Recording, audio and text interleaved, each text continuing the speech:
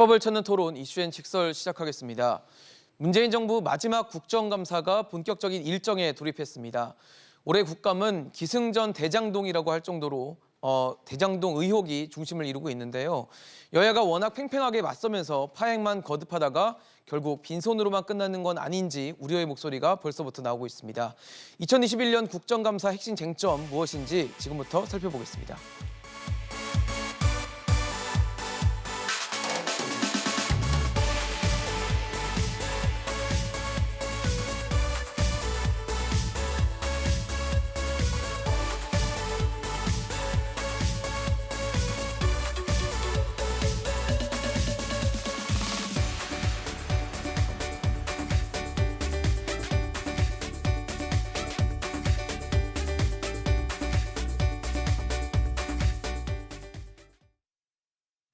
네, 오늘 함께해 주실 세 분 소개하겠습니다. 임병식 전 국회 부대변인, 소종섭 전 시사저널 편집국장, 김수민 시사평론가 나오셨습니다. 어서 오십시오.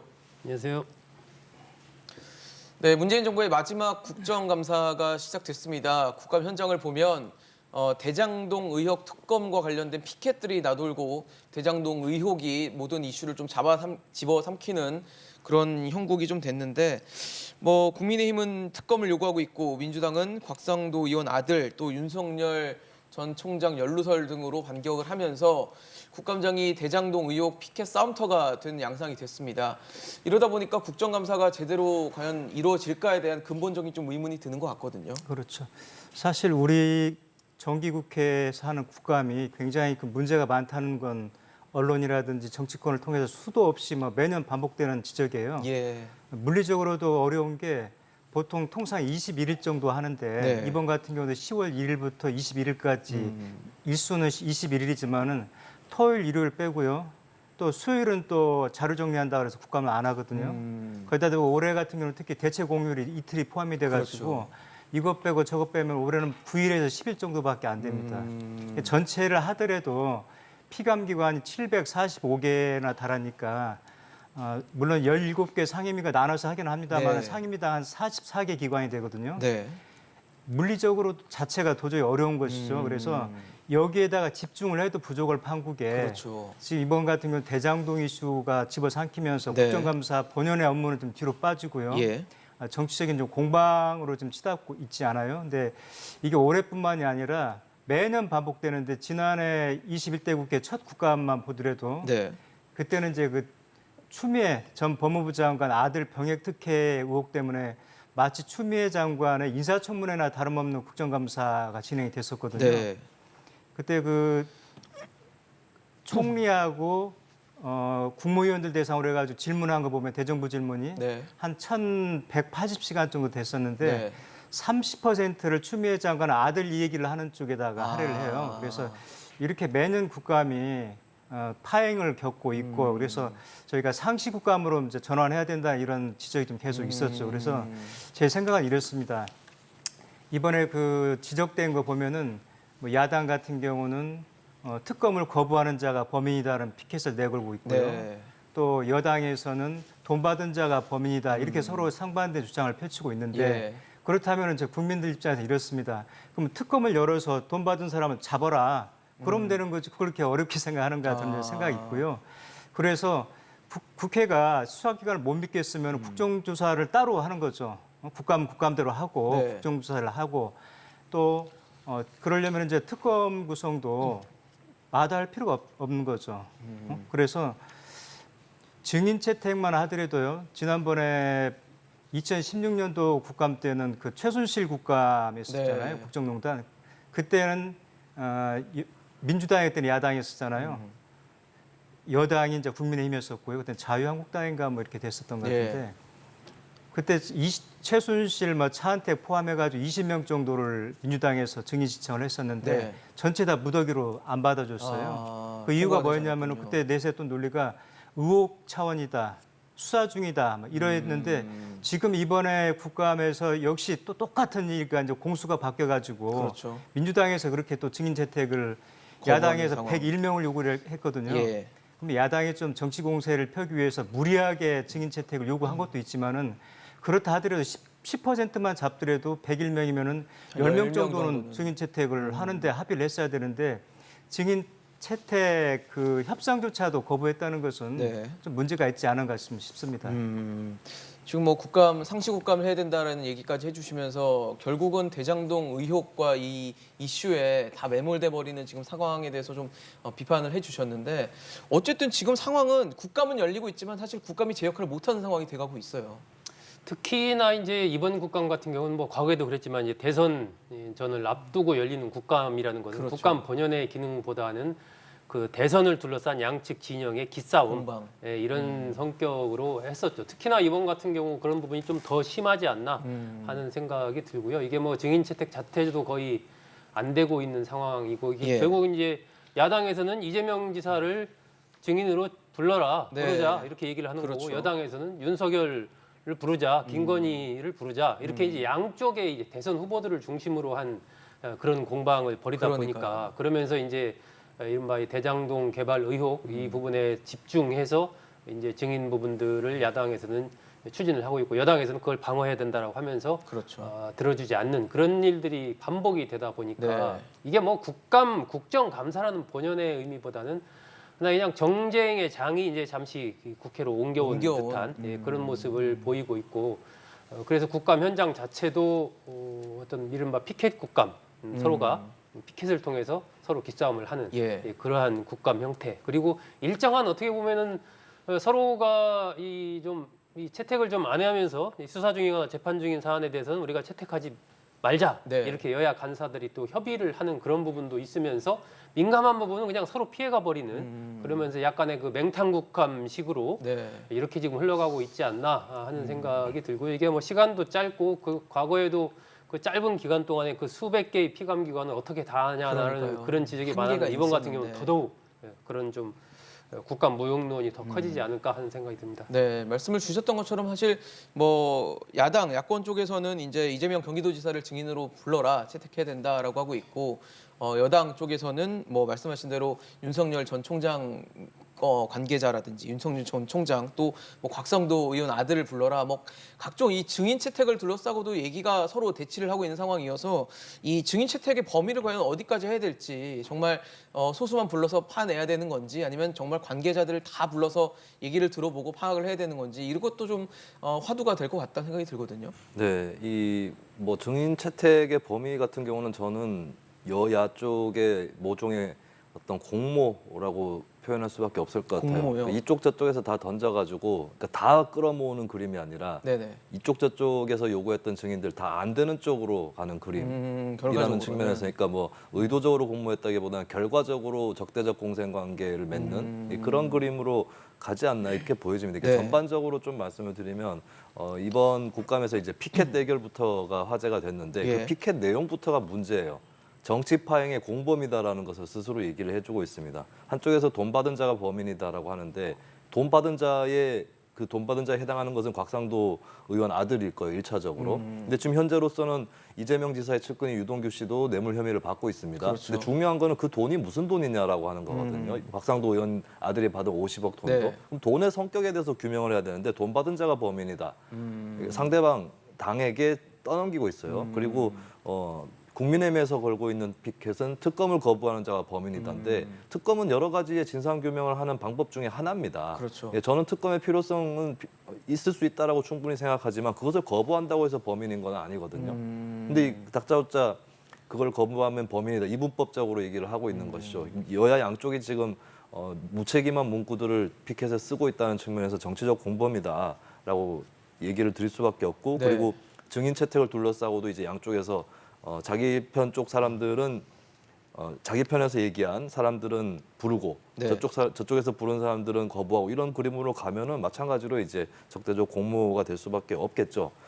그리고 증인 채택은 저는 뭐 이왕에 한다면 양쪽에서 서로 부르자고 한 사람들 다 부르는 건 어떤가 이런 생각이 듭니다. 첫 얘기를 번째로는. 들어보자. 그리고 두 번째로는 이 국감이라는 것이 수사라든지 예. 또 국회에서 벌어지는 국정조사하고도 좀 달라요. 어쨌든 정책적인 성격을 좀 강하게 띠고 있어야 되는데 그렇죠. 지금 이제 국감 증인 중에 오히려 더 부각시켜서 부를 만한 분들은 저는 성남시의 관계자들, 성남시 시의 관계자들하고 네. 그다음에 성남시의회에서 예전에 대장동 개발에 대해서 비판적으로 접근했던 여야를 망라하고 네. 포진하고 있는 의원들이 있습니다. 그들을 불러가지고 뭐 참고인으로 부른다든지 해서 의견을 들어본다거나 그리고 지금 이 사업의 대가가 어떻게 흘러갔느냐 네. 여기에 너무 지나치게 초점이 집중되고 있는데 이미 드러나 있는 사업의 문제들이 있거든요.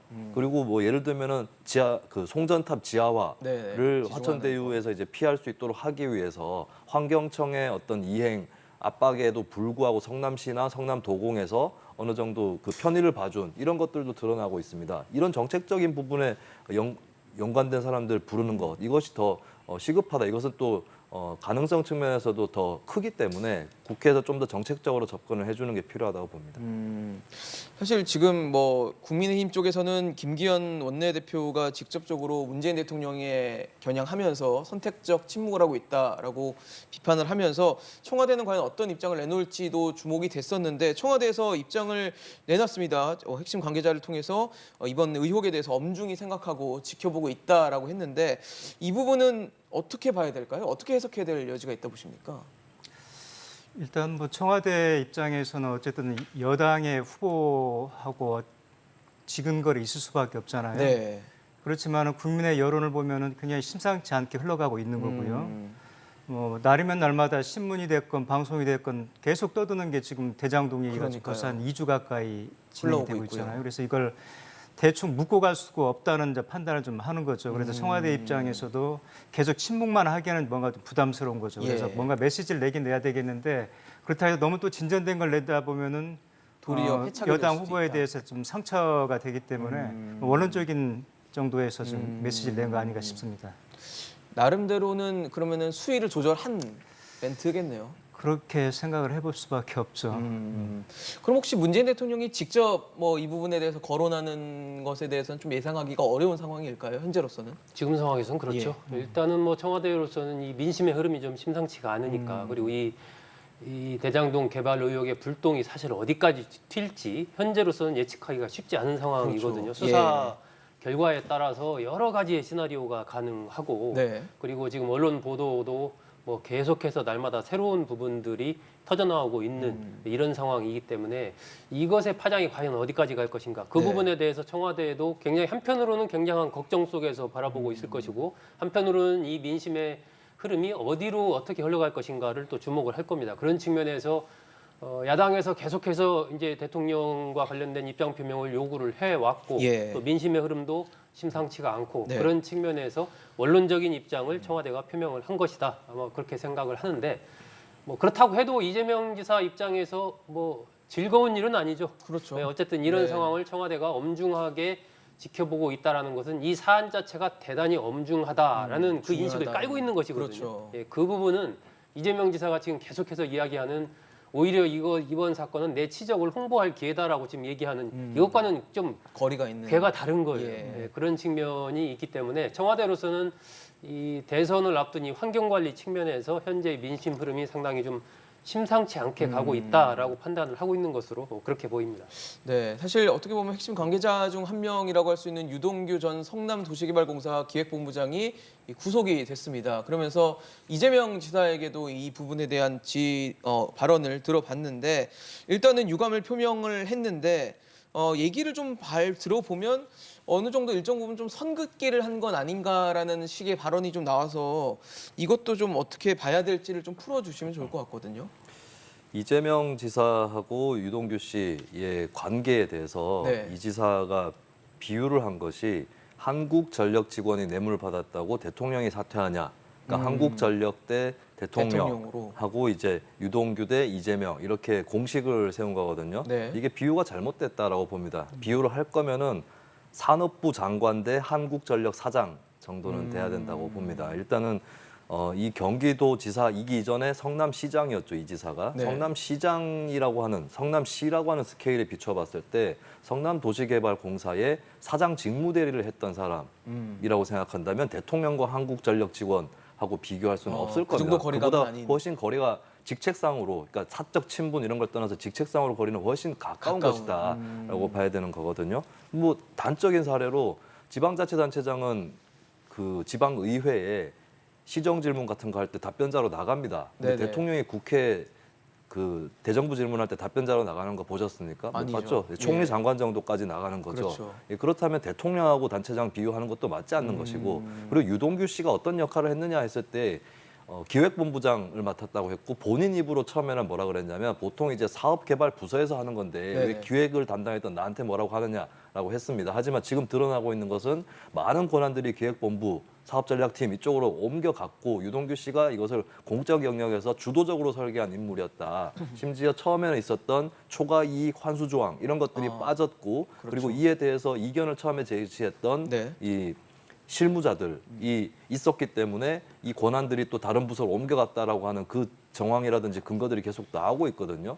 그러면 이 구조에서 도시개발공사의 유력자를 컨트롤할 수 있는 가능성이 조금이라도 있는 거는 이재명 당시 시장입니다. 그러니까 본인이 일부러 이것을 놔뒀든 혹은 개입했든 네네. 아니면은 몰라서 그냥 당하다시피 했든 간에 어떤 쪽이든 간에 그 책임의 수준은 좀 달라질 수 있겠지만 책임을 느껴야 되는 부분이고, 좀 강하게 얘기해서 본인의 정치 인생 자체를 돌아봐야 되는 상황입니다. 근데 이 성남시에서 이 개발이 성공했다라고 자꾸 얘기를 하고 있는데, 여기서 공공 환수했다는 부분부터 따져보면 예.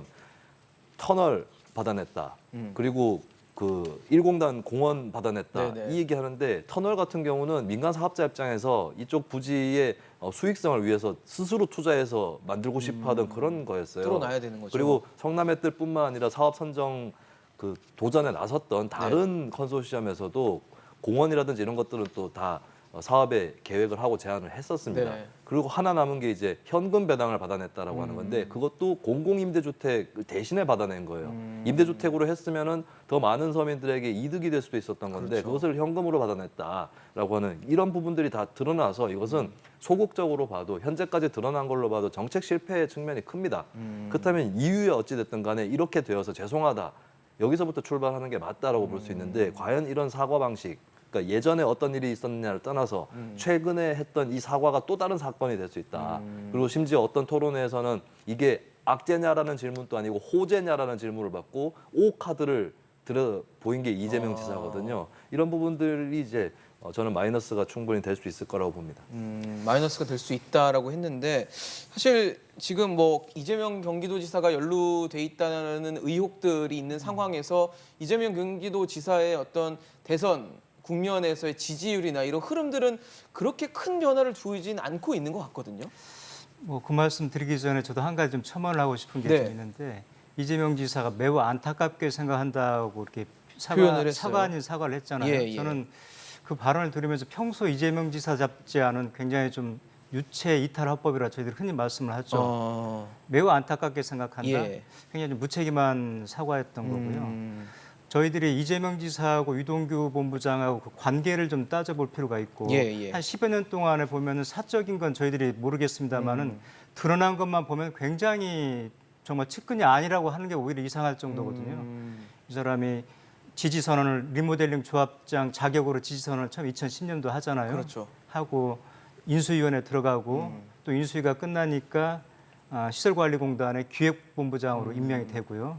또 시설관리공단이 끝나서 나중에는 이제 그 성남 도시개발공사로 이제 그 전환이 되면서 바꾸고, 네. 그때도 이제 본부장 자격인데, 그때는 보면은요, 이게 사업자 선정 시기를 보시면 아는데 사장이 없는 상태에서 사장 대행을 한 겁니다. 그러니까 실질적인 사장이나 다름이 없는 거죠. 그래서 이재명 지사가 계속해서 강조했던 게 성남시장 재직 시절에 가장 큰 치적으로 내세우는 게 이 사업이란 말이죠. 그렇죠. 그러면은 개발공사 사장이 자기가 산하기관의 그 상급자가 가장 치적으로 내세우는 것을 전혀 상의하지 않고 혼자 단독으로 할 수 있느냐, 그럴 그건 수 아닐 없을까요? 거란 말이죠.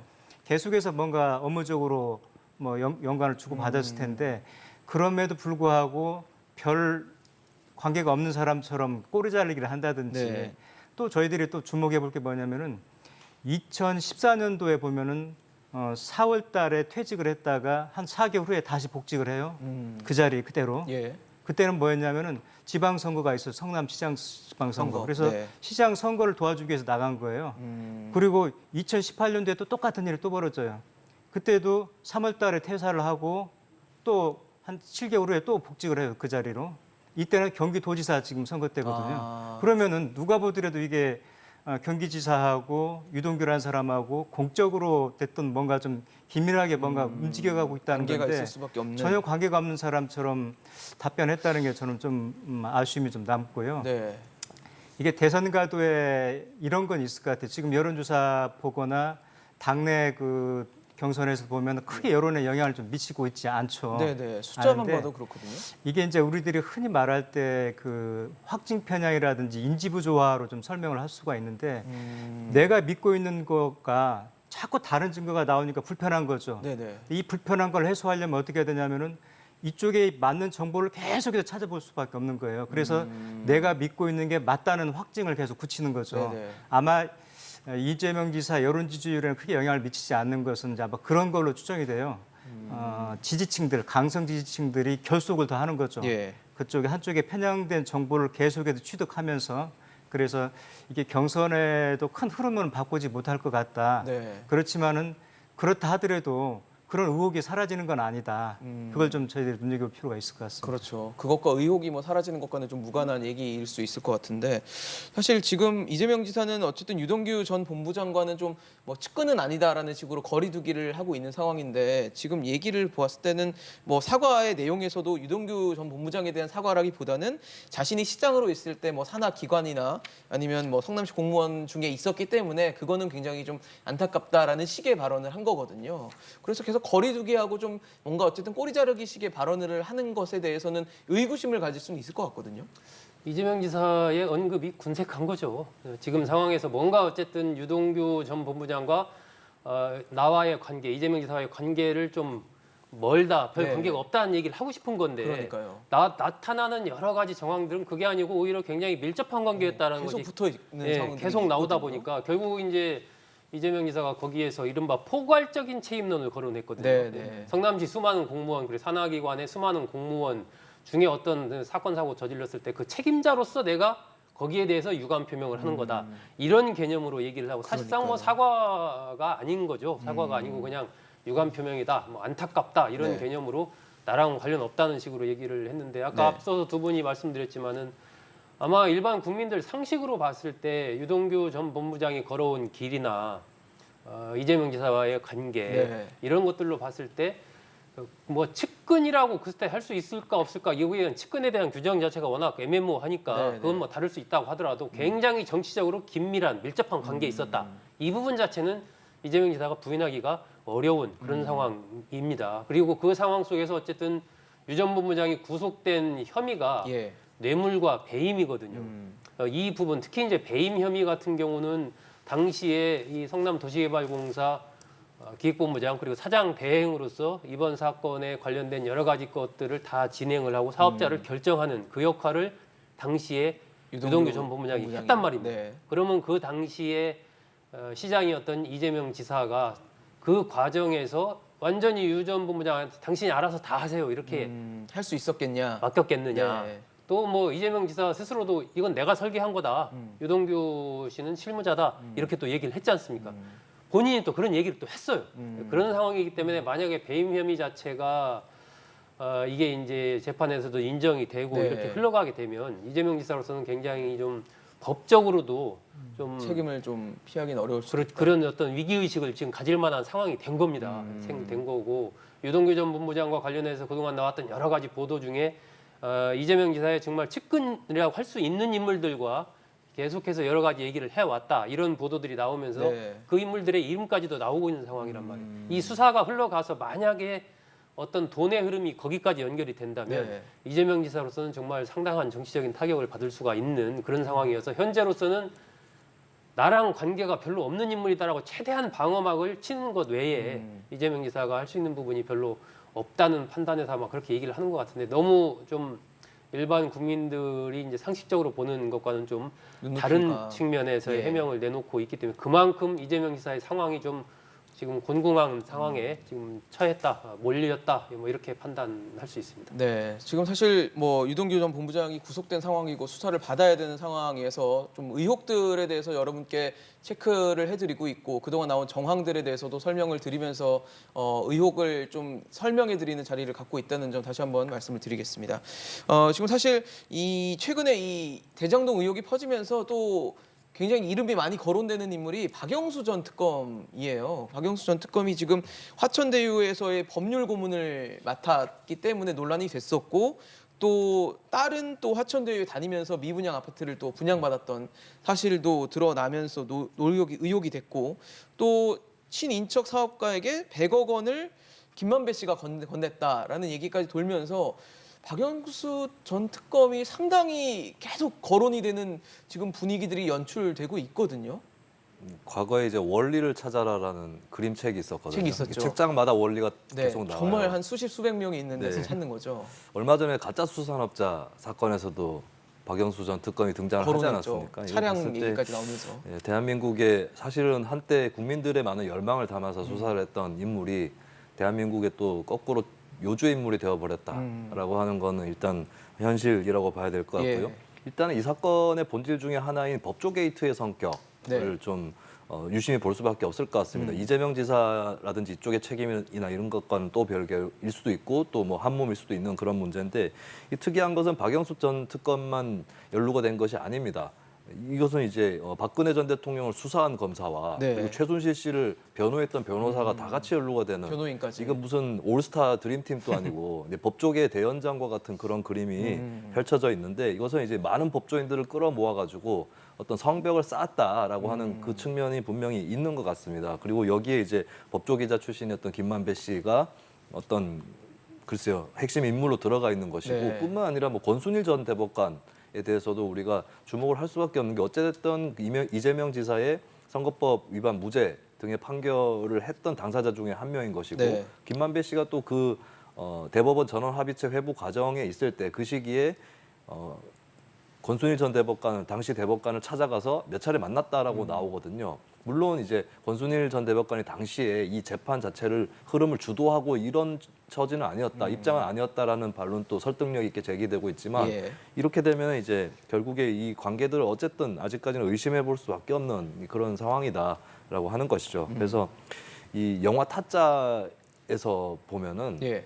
그 타짜가 이제 수익을 그러니까 사기를 치는 거죠. 그 과정에 보면은 뭐 그걸 설계한 사람도 있고 설계해놓고 아닌 척한 사람도 있고 그렇죠. 여러 가지 역할 분담이 있는데 거기서 유독 이렇게 크게 부각되지 않았던 것들이 이제 소위 기도를 본다라고 하는 뒷배를 봐준다고 하는 그 예. 법조인들이거든요. 이것이 이제 영화 이상의 것들이 나오고 있다라고 하는 측면을 좀 우리가 눈여겨볼 필요가 있을 것 같습니다. 사실 뭐 지금 박영수 전 특검은 뭐 몰랐다 아니다라는 식으로 선을 긋고 있긴 한데 본인이 지금 화천대유에 어쨌든 법률 고문을 맡았었고 지금 뭐 아들, 딸 거기에 지금 친인척까지 거론이 되는 상황이다 보니까 이걸 과연 그냥 뭐 우린 모른다라는 식으로 끊어내기는 국민들의 눈높이에는 맞지 않을 것 같다는 생각이 들거든요. 제가 국회에 있을 때 어떤 통계를 한번 따져본 적이 있어요. 예. 저희 국회가 법조국회 과대 대표가 되는 거죠. 법조인들의 퍼센테이지에 비해서 국회에 진입해 있는 법조인 출신들 국회의원들이 지나치게 많아요. 다른 직종에 비해서. 예. 그런데 그 국회뿐만 아니라 우리나라 전반이 이 법조인들 나라가 아닌가 싶을 정도로 이번 비리에도 법조인들이 과대 대표되고 있다. 그런데 저는 이제 박영수 특검이 주연인지 조연인지는 아직은 애단할 모르죠. 수 없습니다. 예. 그렇지만은 여기에서 저는 박영수보다는 그 돈의 흐름을 좀 주목할 필요가 있는데 두 가지 점에서는 좀 납득하기 어려운 게 예.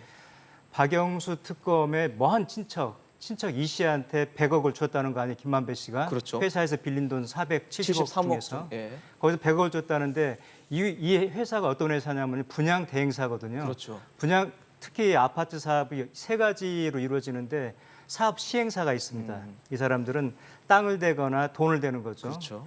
그다음에 이제 아파트를 지어야 될 거 하면 시공사를 선정을 해요.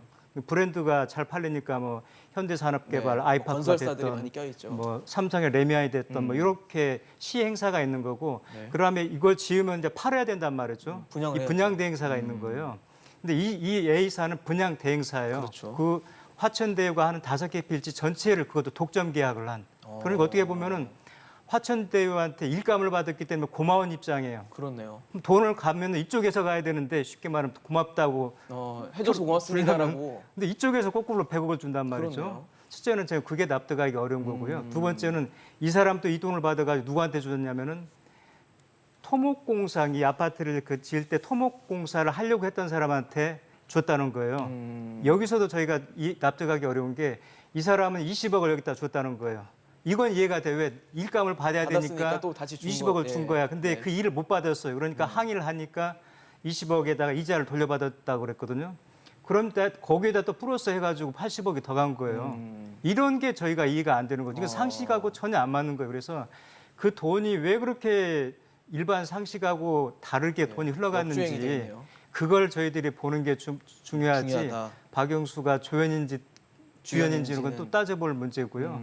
그게 좀 납득하기 어렵죠. 돈을 흐름을 찾아서 뭐 올라가든지 내려가든지 하다 보면 거기서 뭔가 뭐 주조연도 나올 거고 엑스트라도 나올 거고 이런 식이 된다는 말씀이신 거죠? 그렇죠. 토목공사업체는 자기가 가서 20억을 주고 나 이 일 좀 하게 해달라 하고 20억을 줬다는 게 일종의 로비 자금 성격인 거죠. 이것도 따져봐야 되지만 하여튼 그것도 부당한데 그 일을 못 받으니까 다시 돌려받는 건 당연해요. 근데 거기다가 더 얹어가지고 돈을 줘? 왜 이렇게 되죠? 그러게요. 그러니까 이번 사건 속에서 박영수 전 특검은 본인도 그렇지만 아들, 딸 전부 다 관련이 있지 않습니까? 네. 그리고 어떤 하나의 회사와 관련해서 이름이 오르내리는 게 아니고 회사가 여러 개인데 공통적으로 다 오르내리고 있어요. 지금 맞아요. 화천대유에서 고문을 했죠. 그리고 친인척 이 100억이 갔다는 그 회사에서 또 사회이사를 박영수 전 특검이 지낸 이런 부분들도 있고 이 아들은 또 그 관련된 회사에서 또 근무를 했다라는 했었고 딸은 또 의혹들, 화천대유에서 또 2015년부터 근무를 해서 퇴직을 지금 이제 퇴직금을 정산을 하고 있는 그러니까요. 이런 단계이고 또 뭐 그 딸과 관련해서는 뭐 아파트를 또 받았다 뭐 이런 의혹도 제기가 됐었지 않습니까? 그러면서 천화동인 그 사후 주주인 남 변호사 5호죠. 이 남 네. 변호사와 관련된 또 그런 변호를 또 박영수 전 특검이 맡았던 이런 부분들. 그러니까 이번 사건에 관련된 굉장히 많은 부분에 박 전 특검이 발을 다 거론이 들이고 되고 있어요. 오르내리고 있거든요. 예. 그러면은 이것이 어떤 하나의 부분에 대한 이런 것이 아니고 포괄적인 이 사업 전체적인 측면에서의 어떤 좀 뭐랄까요 자문이나 조언, 뭐 병풍 역할 이런 것들을 박 전 특검이 한 한 건 게 아닌지. 아닌가 하는 그런 좀 의혹이 제기될 수가 있는 상황이고 이 김만배 씨가 이 회사에 100억을 보내는 과정도 정상적인 거래라면 그냥 회사 대 회사로 보내면 되거든요. 근데 그걸 또 개인이 473억을 빌려서 개인이 그 회사에 보내는 과정을 또 받는단 말이에요. 거기서 이제 토목회사에 보냈다는 그 부분도 의문이지만 네. 이 형식 자체가 정상적이지가 않은 거죠. 그렇기 때문에 과연 그 100억이 그대로 말대로 갔느냐 아니면 일부가 가고 일부는 또 중간에 엉뚱한 데로 갔느냐 다른 데로 흘러갔는지. 그렇습니다. 그런 부분에 대해서도 이제 수사 과정에서 좀 규명이 돼야 되지 않나. 네, 분명히 말씀을 주신 것처럼 두 분 말씀대로 사실 이 자금의 흐름을 좀 파악해야 될 부분들이 명확히 있을 것 같은데 이 부분이 어떻게 또 밝혀질지도 지켜봐야 될 것 같다는 생각이 듭니다. 사실 이번에 대장동 의혹이 퍼지면서 또 하나의 키맨으로 계속 거론이 되는 인물이 의외의 인물인 것 같아요. 윤석열 전 총장이에요. 윤석열 전 총장이 부친이 집을 갖고 있었는데 그거를 화천대유 대주주인 김만배 씨 누나가 샀다. 그러면서 또 얘기가 됐거든요. 이건 또 뭔가라는 생각이 들었습니다. 네, 이 부분은 일단은 좀 수상한 점이 있으면 조사를 해볼 필요는 있겠는데 예. 일단 이 거래의 내용을 봤을 때는 윤석열 전 총장 측 부친이 집을 팔아야 될 이유가 있었죠. 좀 본인이 생활하는 거라든지 이런 것들의 불편한 상황이라든지 이런 것들 때문에 이사를 가야 됐고 예. 그리고 이 동네에는 사실 이제 수요나 공급에서 양쪽 면에서 이렇게 매물들이 별로 안 나오는 그런 동네였습니다. 근데 이제 마침 하나가 나온 것이고 네. 이제 김만배 씨 누나가 이걸 구하다가 산 모양인데 일단은 이제 처음에 제기된 의혹이 시세보다 많이 싸게 거래가 되었다라고 하는 거거든요. 그래서 그런 뇌물적 성격이 있는 게 아니냐 이런 얘기가 나왔는데 근데 뇌물적 성격이라면 윤석열 전 총장이 김만배 씨 쪽에 뇌물을 준 셈이죠. 비싼 집을 30몇 싸게 억, 줬으니까. 처음에 의혹 나온 거는 30몇 억짜리를 19억에 팔았다는 거잖아요. 그래서 거기서부터 좀 말이 안 맞는 데다가 그다음에 이제 30억이 아니고 사실은 이 시세가 그 주변의 부동산 쪽의 평가에 따르면 20억대 초반 정도이고 그것을 조금 이렇게 흥정을 하다가 네. 19억에 판 거기 때문에 크게 싸게 샀다고 볼 수도 없는 거예요. 그런 측면에서는 이제 이거 자체를 좀 뭐 거기까지 봤을 때는 네. 처음에 의혹 보도가 많이 잘못된 게 있는 거죠. 그리고 직거래 좀 뒤틀려져 의혹까지 있거나, 네. 직거래 의혹까지 제기가 됐지만 부동산에서 계약서를 쓴 것으로 나왔고 이게 통장 내역이나 이런 것도 윤 전 총장에서 공개를 했기 때문에 어느 정도 처음에 의혹들을 많이 털어냈다라고 볼 수 있겠습니다. 다만 한 가지가 좀 이상한 대목이 그나마 있다고 하는 것은 이 김만배 씨 누나가 대출을 상당히 많이 끼고 네. 집을 샀거든요. 근데 그리고 이제 집에 뭐 개를 키울 수 있는 집을 구한다라고 했다고 하는데 실제로 그 집에 살지는 않습니다. 그러면 일단 그 대출에 대한 부담이라든지 또 보유세 이런 것들 본인이 지불해야 될 돈이 생기는 건데 월세를 놓은 거거든요. 근데 월세보다는 본인이 지불하는 것이 더 많은 그러니까 손해를 보고 있는 그런 상황이에요. 그래서 네. 이렇게까지 해서 집을 산 이유는 무엇일까? 여기에 대해서는 좀 의구심이 있을 수는 있겠지만 어쨌든 그때 이제 매매 상황이라든지 가격 이런 것만 봤을 때는 이것을 이제 좀 뭐 뇌물 정황이라든지 이렇게 표현하는 것은 비약이라고 보여집니다. 사실 윤석열 전 총장이 일단 거론이 돼 있는 이유만으로도 그렇고 지금 유력 대선 주자로 꼽히고 있는 인물이기 때문에 좀 이런 부분들은 좀 그래도 깨끗하게 털고 가는 게 더 낫지 않을까라는 생각도 들거든요. 그렇죠. 저는 이제 앞서도 제가 필요하다면 특검도 하고 국정조사도 저는 해야 된다는 입장이거든요. 예. 양쪽에서 전혀 상반된 주장을 하잖아요. 한쪽은 특검을 안 하는 사람이 범인이라는 거고 한쪽은 돈 받은 사람이 범인이다. 그러면 국민들 입장에서는 특검도 하고 특검을 해서 돈 받은 사람 잡아내면 되는 거거든요. 그렇죠. 그 연장선상에서 이것도 문제가 있다면은 지금 이게 국민적인 관심사고 특히 부동산에 관련된 것은 우리 국민들이 민감하죠. 다른 거에 비해서 굉장히 민감하기도 하고 그래서 문제가 있다면은 해야 그냥 된다. 명명백백하게. 안 할 이유가 뭐가 있냐. 윤석열 후보 같은 경우도 하라고 한 거 아니에요 지금. 그러면은 뭐 국토부가 하든 감사원이 하든 공정위가 하든 뭐 해당 기관이 있으면은 저는 적극적으로 하는 게 낫다 이렇게 생각합니다. 네. 근데 사실 윤석열 전 총장을 둘러싼 의혹이 이것뿐만은 아니에요. 최근 손바닥이 굉장히 주목을 받았는데 손바닥에 이 왕자 한자로 왕자가 써 있어서 논란이 됐고 또 윤석열 전 총장의 리스크라고 꼽히는 이유 중에 하나가 말이에요, 말. 발언들이 또 의혹이 되는데 최근에 또 위장당원 얘기를 하면서 이 발언이 또 다시 논란이 되면서 계속 좀 의혹에 휩싸여 있다라고 표현을 해도 과언이 아닐 것 같거든요. 그렇습니다. 이른바 뭐 윤석열 전 총장으로서는 정치권에 들어오고 나서 거의 뭐 며칠 상관으로 계속해서 이제 이런 그냥 시작부터 계속 말로만 계속 지금 데이고 있다는 생각이 들거든요. 처음에는 그게 이제 다들 실수다 네. 뭐 이렇게 생각했는데 요즘에는 실수가 아닌 것 같다. 과연 그 저 사람을 믿고 우리 리더로 뽑아야 할 수 있느냐에 될까? 대한 의구심을 갖는 이런 보수적인 유권자들 사이에서도 그런 흐름이 조금 있는 것 같습니다. 그래서 이 부분이 좀 간단한 부분은 아닌 것 같아요. 그냥 예. 해프닝이라고 넘어가는 듯한 흐름이지만 저는 윤 전 총장이 그 손바닥에 왕자를 새긴 이 부분에 대해서 이제 해명은 어쨌든 열성 지지자가 힘내라고 해서 써준 그런 거다라고 했지만 해명도 석연치가 않고 예. 여러 가지로 봤을 때 윤 전 총장이 뭔가 지금 윤 전 총장한테 이야기를 하고 그 이른바 윤 전 총장의 귀를 누가 잡고 있는가 하는 부분에서 저는 상당한 의구심이 드는 게 위장당원 논란과 이 왕자 논란 두 가지 다 마찬가지입니다. 네.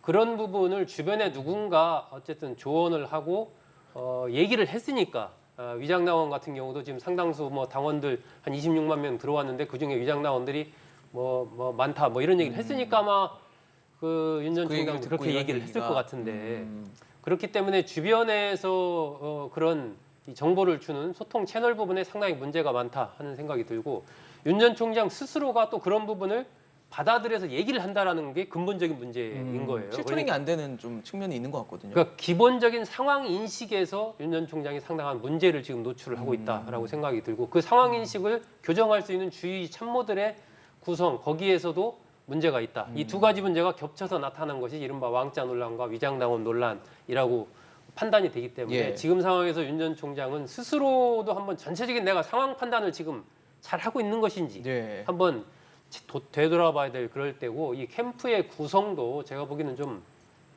많이 좀 바꿔야 되지 않나. 캠프를요. 그렇습니다. 그렇지 않으면 이른바 윤석열이라는 인물이 최초에 얘기했던 대로 보수를 넘어서 중도 진보까지 나아가는 뭐 압도적인 정권 교체를 하겠다 뭐 그런 예, 얘기 했었지 않습니까? 그렇죠.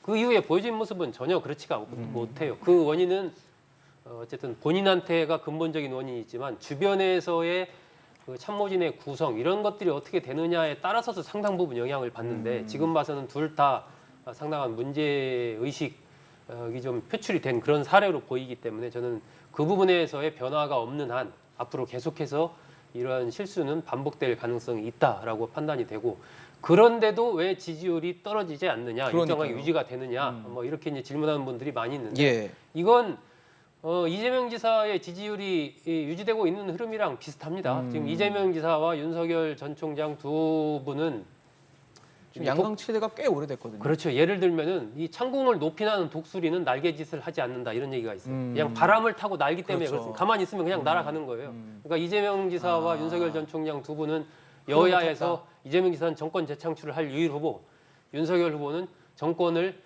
교체할 또 후보 이렇게 이제 상징화된 부분이 있어서 그 흐름이 굵게 가고 있기 때문에 여러 가지 의혹들이 제기돼도 오히려 지지자들이 거기를 중심으로 좀 뭉치는 그런 흐름인 것이거든요. 그것을 뒤엎을 만한 정말 엄청난 확실한 증거, 의혹 이런 것들이 딱 제기가 되지 않는 한 이 흐름을 바꾸기는 쉽지는 않을 겁니다. 근데 이제 문제는 본선에 들어갔을 때는 그렇죠. 좀 달라지는 거죠. 1대1 거기에 구도나 이렇게 갔을 그렇습니다. 때. 거기 되면 이제 중도층의 선택이 중요해지기 그렇죠. 때문에 지지층의 이러한 무조건적인 지지, 확증 편향에 의한 지지보다는 이 합리적인 이 중도층의 선택에 의해서 이제 최종 승패가 갈리기 때문에 그때는 아마 누가 후보가 되든 여야 후보들이 상당한 또 변화를 줄 수밖에 없지 않나 그렇게 생각합니다.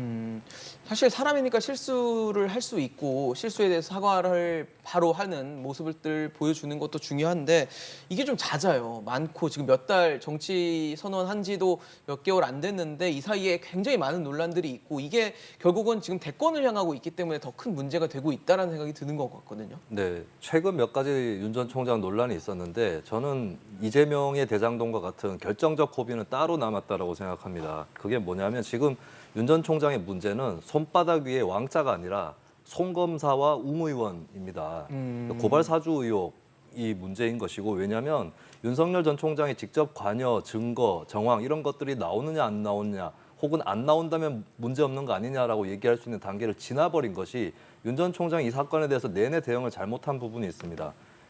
괴문서다. 그 자료를 제보받았다는 거에 대해서 괴문서다. 그리고 네. 제보자가 국정원 공작에 얽혀 있다 이런 식의 얘기를 윤 전 총장이나 캠프나 또 국민의힘에서 계속 했단 말이죠. 근데 지금 수사가 계속 진행이 되고 있는데 자료가 작성이 됐고 검사들이 연루가 됐고 그리고 그것이 김웅 의원을 통해서 미래통합당으로 전달된 거 이것만 확인되어도 윤석열 전 총장이 최근에 했던 말들이 다 거짓말로 드러나는 그거야말로 그 말이야말로 공작이다라는 평가를 들을 수 있는 그런 상황으로 본인이 그걸 자초했거든요. 그렇네요. 저는 이 부분에서는 지지율의 변화가 있느냐 없느냐 했을 때 아직까지 윤 전 총장에게 이재명의 대장동에 해당하는 결정적 고비는 오지 않았다. 손준성 검사가 곧 소환이 될 것 같은데 예, 그 소환 이후에 어떤 일이 펼쳐지느냐에 따라서 저는 어느 정도 변화가 있을 수도 있다 이렇게 내다보고 있습니다. 저희가 지금까지 계속 이 대장동 의혹을 말씀을 드렸는데 사실 저희가 오늘 다루는 이슈는 국감이었거든요. 네.